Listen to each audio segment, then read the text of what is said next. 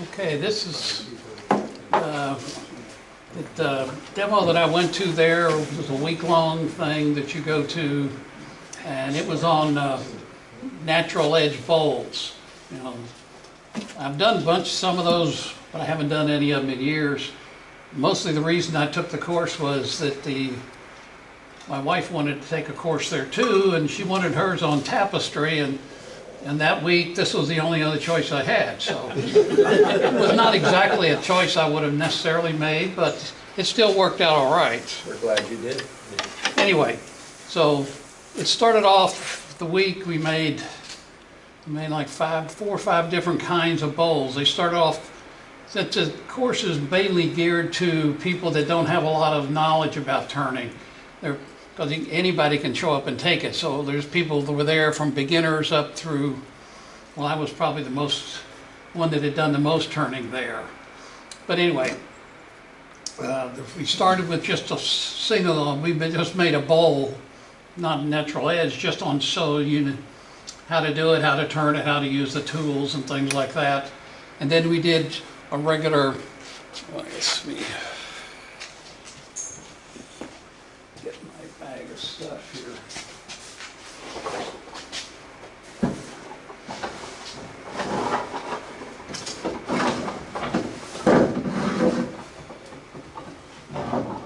So, started off doing, first thing was just a regular natural edge bowl, just a simple bowl that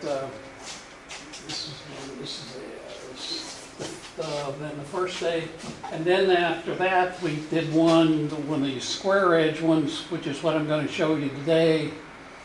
And you can do that a couple of different ways. You can do it like this, or you can do it more as a bowl that's inset into a piece of wood.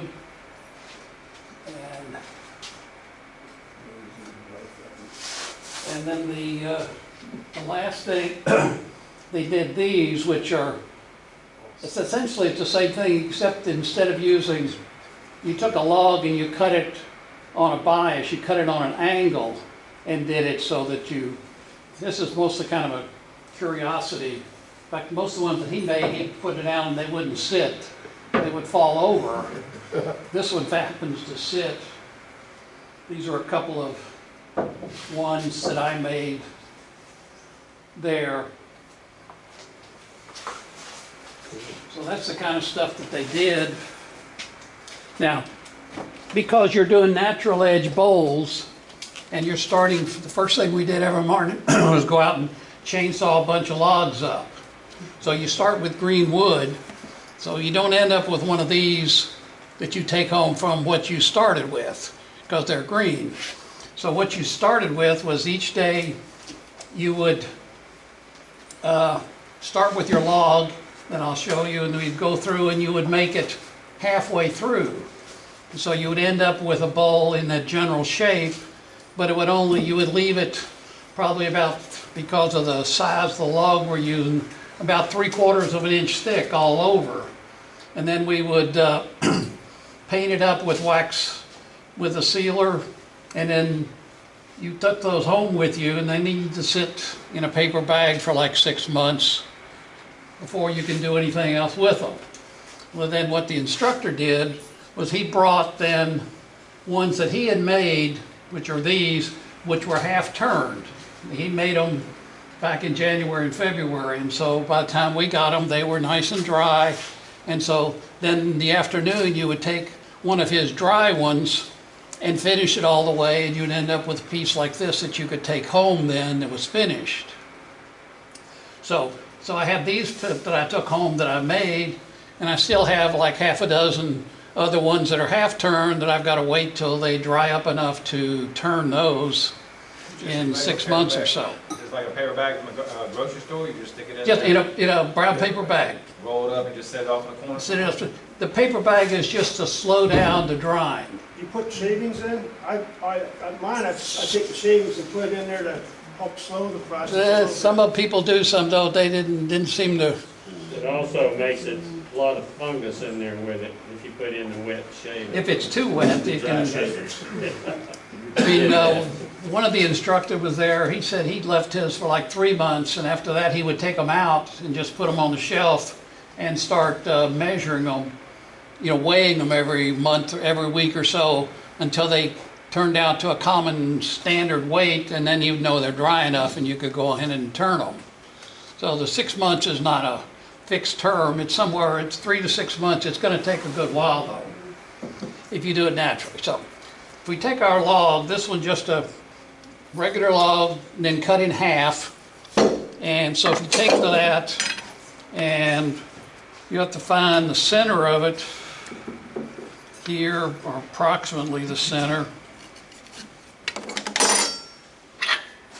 And then we can take, he did almost everything with spur drives to start with.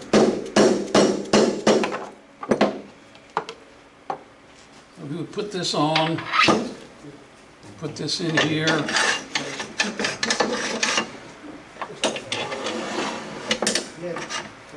And put this up. Now, when you do this, you want to try to make it so that your plane in the front here is as straight up and down as you can. You don't want it to make it come out right. So you kind of put it up there, and you can turn it down. What you can see then, you can see, oh, geez.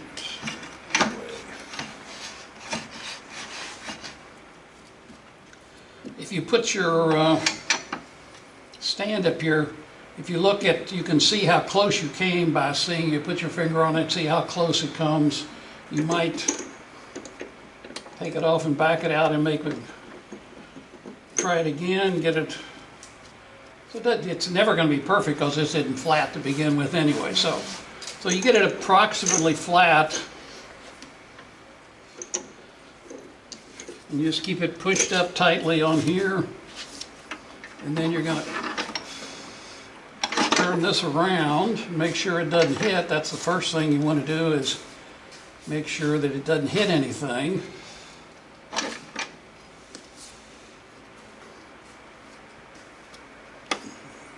Okay, so then you have this on,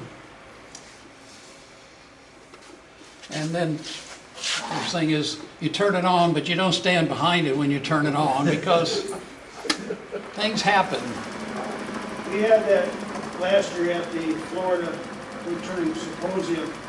The guy had a piece probably 3 times the size in the lathe.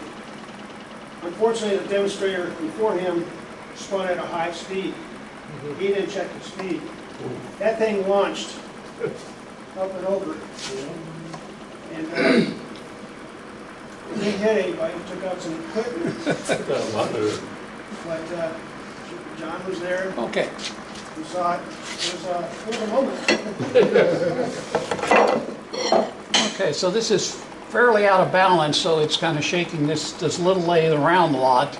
The school there had 11 full-size Powermatic lathes, so it was not a problem there how big this was. But anyway, this is like, that's as slow down as it goes on that, but that's, you know, 600. It should be all right. All right, so then you can start working on. Since this is all done with the bowls, the only really tool we used was the bowl gouge. And so the first thing we need to do is take some of these corners off of this, because we don't want, so if we put it in, take off some of this backside.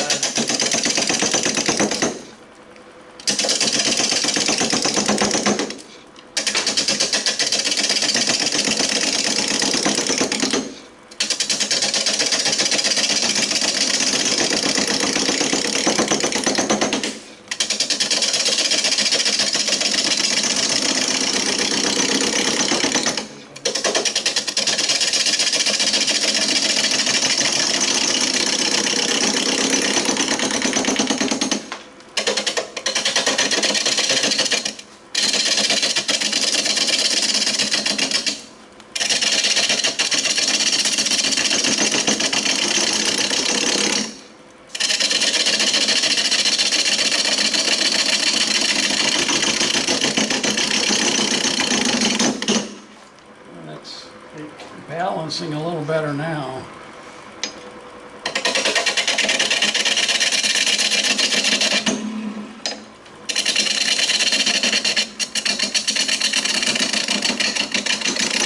Well, tight enough on it?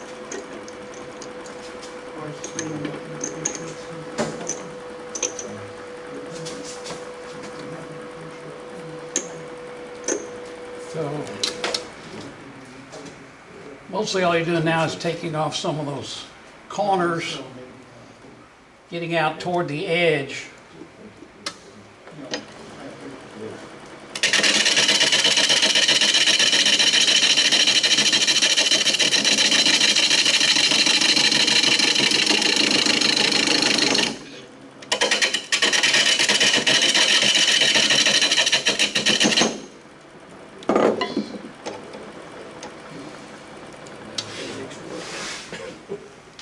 Move this in a little more. Steve, are you slipping on the spur, or Pardon? are you slipping on the spur, or is it, or just? No, it's just stopping.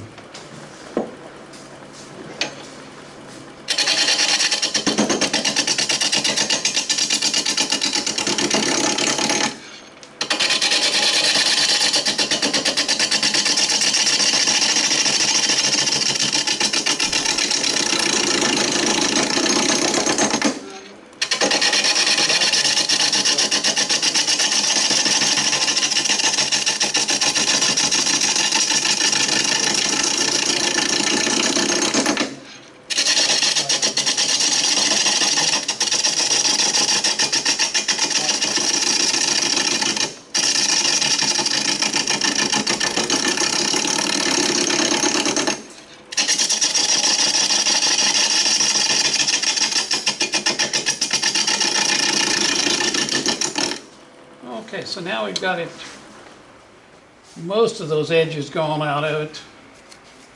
And the other thing you need to do is you got to start fixing a tenon on the back so that you could eventually turn it around and put it in a vise. First I'm going to take the bark off.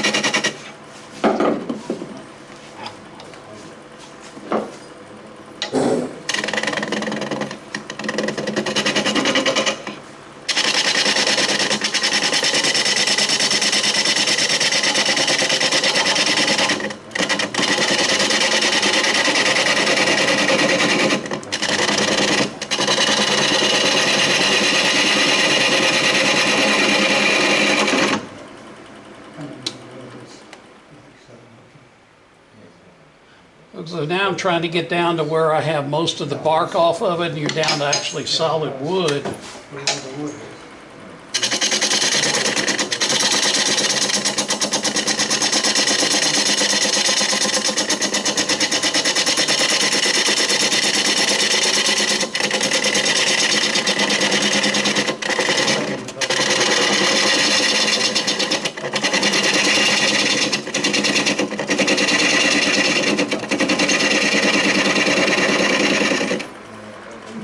Okay, so that's, now we're pretty much down to solid wood. So now I just have to cut a tenon on the back of it.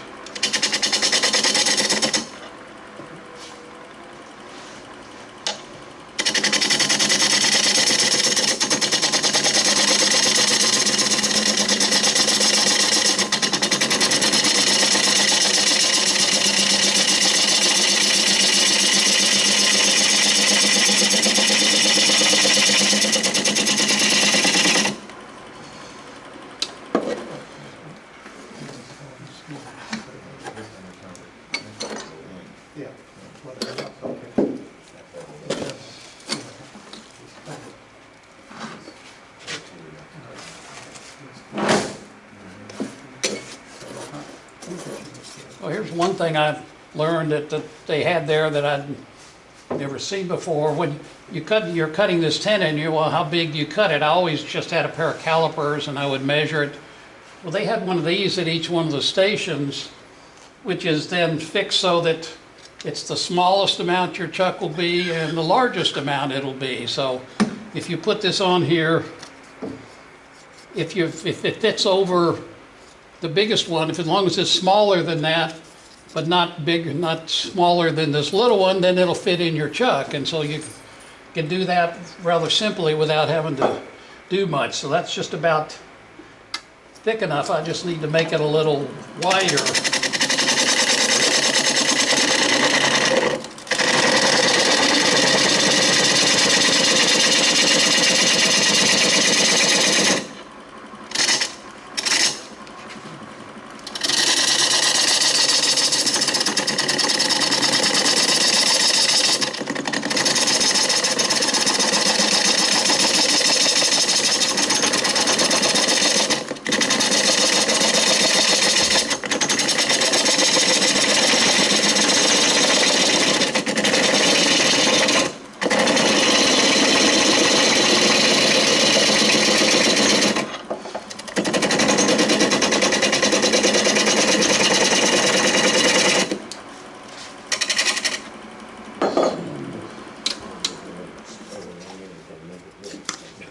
So that'll fit in my chuck.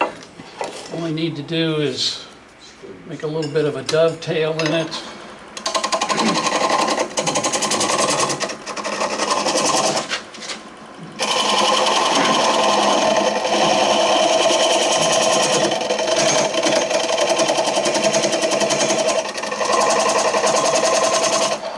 Okay, so now I've got it fixed so I can put my chuck on here when I turn it around. And at this point, in some ways you have to decide what you're going to do with your piece. As you see from the two different styles that I have, one of them you would just flare it out with an inside curve, and the other one you'd have to turn it in and make more of a bowl and have a cup. So depending on which one you wanted to do, you have to kind of decide at this point. So I'm just going to do more of the flare type one, which that's a little simpler to do.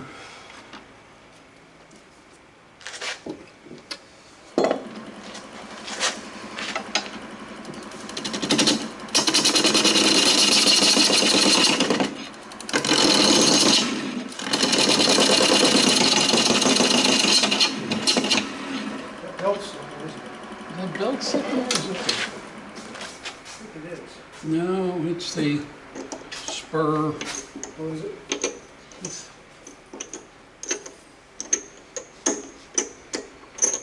This thing is, it's not locking on enough, evidently. Sliding?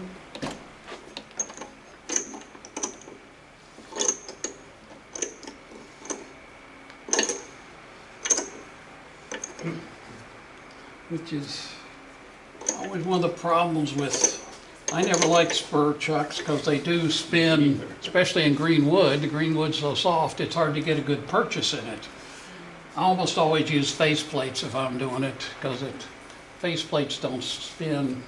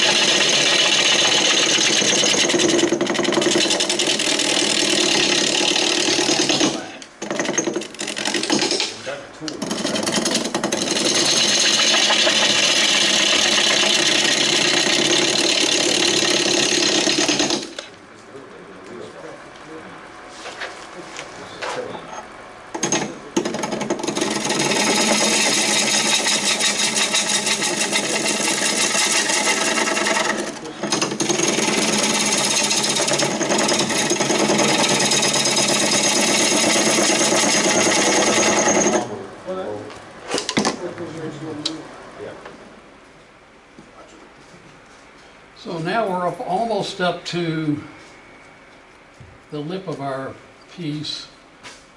This isn't the best type of wood to account for leaving a natural edge because it doesn't have a big, heavy bark on it. But this is a piece of birch that I got there just because it was something I could bring back with me.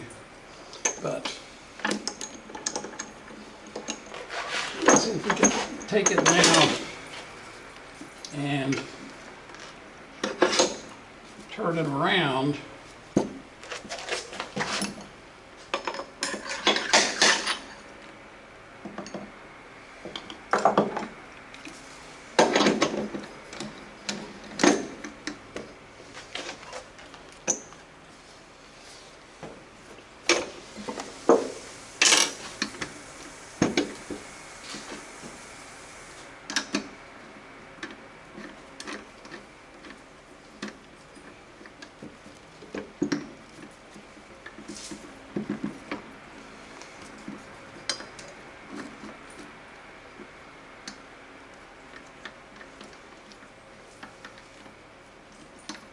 Like I said, they all of the instructor, he liked spur drives to do this and tenons like this to catch, to put in your chuck. Now, like I say, I tend to use face plates on this side, and I tend to not use tenons, but use mortises. It's kind of a personal preference. The one thing about it, if you have green wood and you've got a tenon in here, I mean, there's a grain across here, you can just split this piece right off of it. And while we were there, like I said, a lot of these were inexperienced turners, and probably half a dozen times you'd hear this clunk when the whole bowl hit the floor someplace. I know one person was there twice, she took it all the way off. She took it off once, and then they turned the new one on it, and the second time she glued it back on, and just to keep, you got to do something to keep going. But anyway, so that's why I tend to use mortises, because when they go in and push out, it can't just break off like this can, but it still works. You just have to be cognizant of the ability that it can do that. So I've got it turned around now. So now I can, first thing you'd want to do is kind of straighten up the edge of the board itself.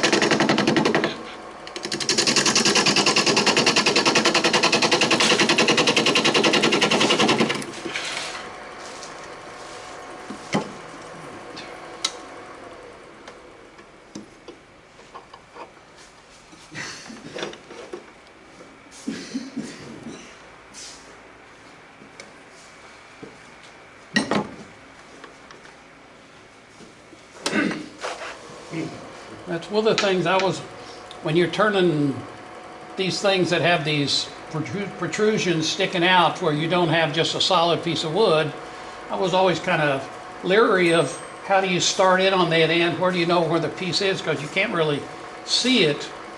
But what happens if you put your tool on it on the bevel, you just bring it out till you hear it. At some point you stop hearing it. And then you can just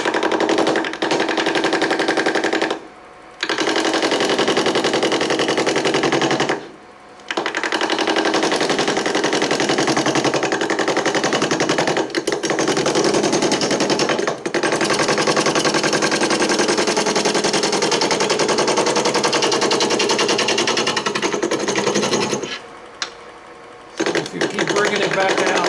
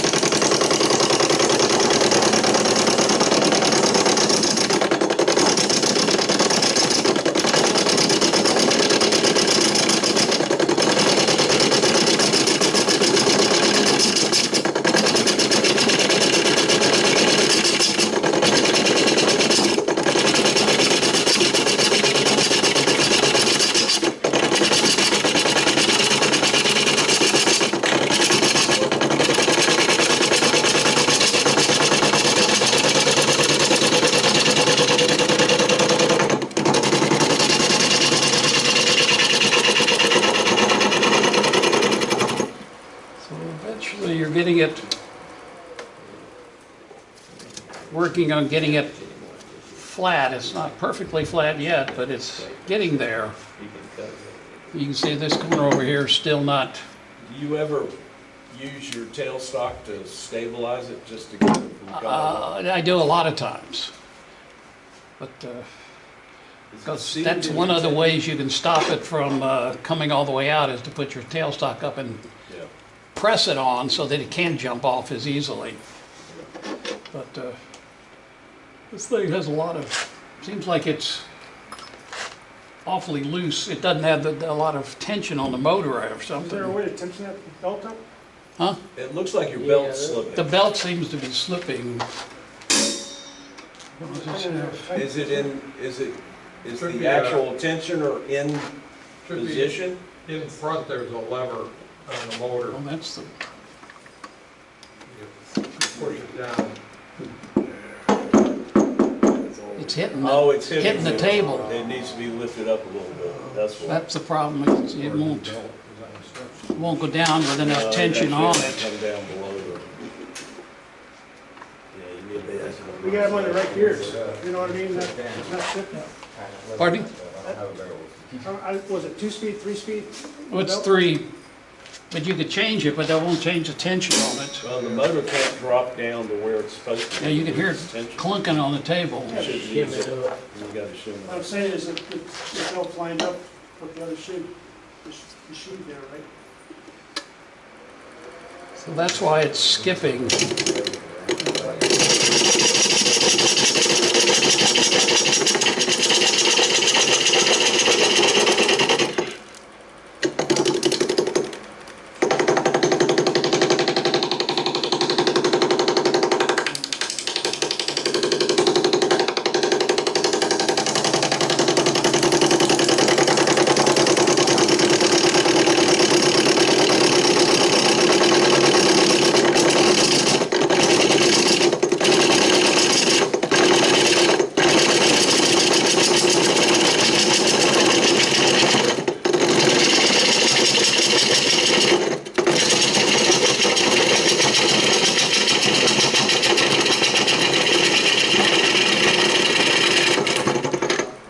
So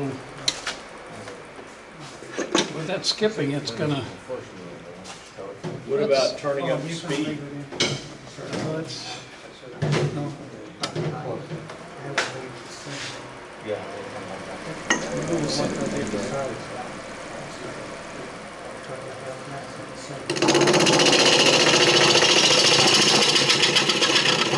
once I've got it relatively flat, then I can go to,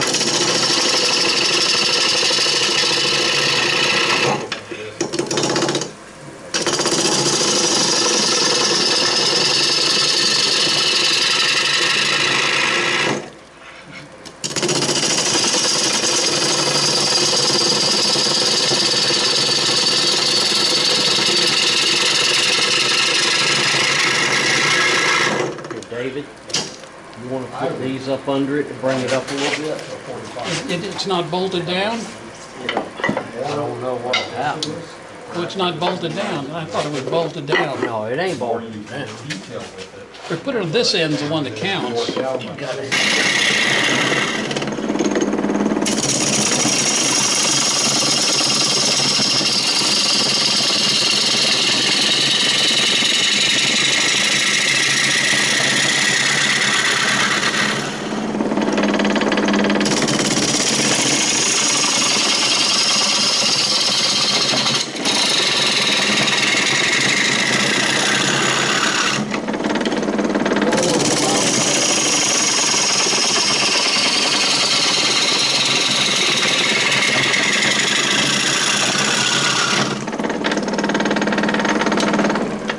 Turn it better.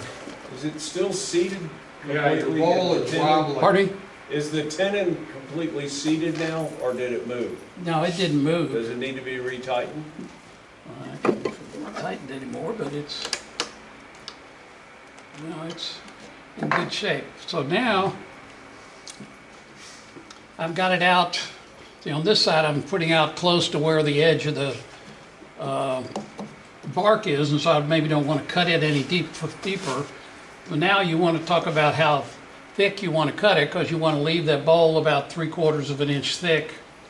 But it should have taken a little more off the back, but I can go in deeper but not come out any further on this and get a little more out of it.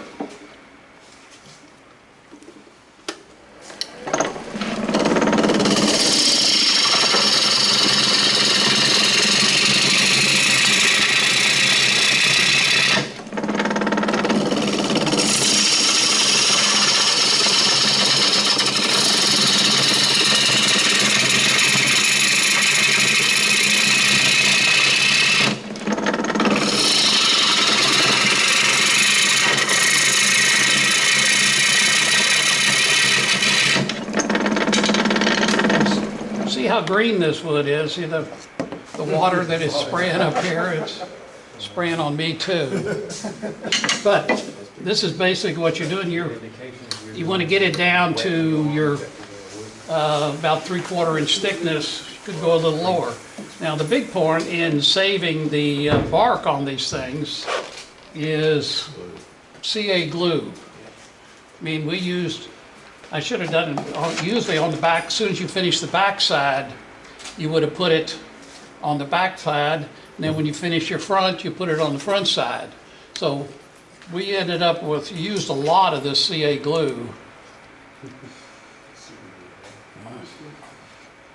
Got a new bottle, but it's almost screwed itself back on.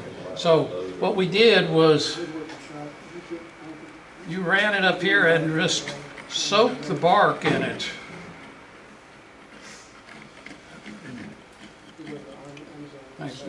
It's simpler, it would work a little better if you took it off, so if you were running it straight up and down on the bark edge all along. So you put this all along the edge of it on both sides, and then you got to let it dry, otherwise when you turn it on it goes everywhere. But that seems to be the big secret in keeping the bark on, is to really soak it in a lot of this, while as soon as you turn it, before it has a chance to come off. Although I had one or two pieces, because I was using, some of these were rougher bark pieces, and got glued one piece back on again with CA glue, and it stayed. So that's the big secret. And then once you get them into your shape that you've got here now, you see, then you put some kind of a wax sealer all over them and put them away for 6 months, 3 to 6 months, until they get totally dry enough that you can do them. So that's as far as you go with greenwood. With greenwood, you don't want to go more than 10% of the diameter. So these are about 6-7 inch bowls. You go on to 1/2, 3/4 of an inch. It's at 10%, because that gives you the time to dry then in the 6 months. Because if you go thicker than that, it just takes longer. What that's doing is just preventing it from cracking. It's still, It may crack anyway. it may still crack, but It'll warp, right? they're always going to warp. And Generally, more like that. so once you get them back out after your 6 months, and the first thing you have to do is return the tenons on the back of them, because the tenon won't be round anymore, it'll be oval. And so we would put a jam chuck in here, put this back on, bring your tailstock up, and turn the tenon round again, and then turn it, and then while you had it here, you could finish the outside of the bowl, and then you could turn it around, finish your inside of the bowl to your final diameter. And then these were all finished with walnut oil, which is just what they had there. That's what they used. It's simple. It's not messy. It dries. It gives you a satin type sheen on those. You just rub that on, you don't burn it in, or? No, just walk it on till it soaks in, and then wipe off what doesn't soak in, and put 2 or 3 coats on like that. Food safe. Pardon? I say it's food safe. Yeah, then it's just walnut oil. It's just crushed walnuts, so it's a good food safe finish like that you don't have to worry about. And you can always add more if it really dries out. CA glue, Use a thin CA? You know, the really thin stuff, because you want it to soak into the bark. Worse than water. But that seems to be the major thing that stops it from getting it off, is to put a lot of that on there. So, any other questions? One, Oh, I yes, was gonna say one thing, when you turn your pendant or your yes. mortise, leave where your tailstock went in the bottom, don't finish it off when you're doing the green wood, that way when you remount it, It gives you a point. it gives you a point, Where the center instead is. of, no. Oh, one other thing I liked what the instructor, when we were finishing the bowls, you know, they were using your bowl gauge to finish them down to the nylon thickness. What he told us was that when you start sanding on those things, he started with 80 grit sandpaper. He said 80 grit sandpaper was a tool. It was not just your finishing, it was part of your shaping tool. Yeah, that's what you use. I mean, some people, if you're better than that, you don't true, but that's what I thought that was a good thing to say, because that's frequently what I do. I mean, if you're using a power sander and 80 grit sandpaper, you can change the shape a lot. 80 grit gouge. And then go on down from there. But,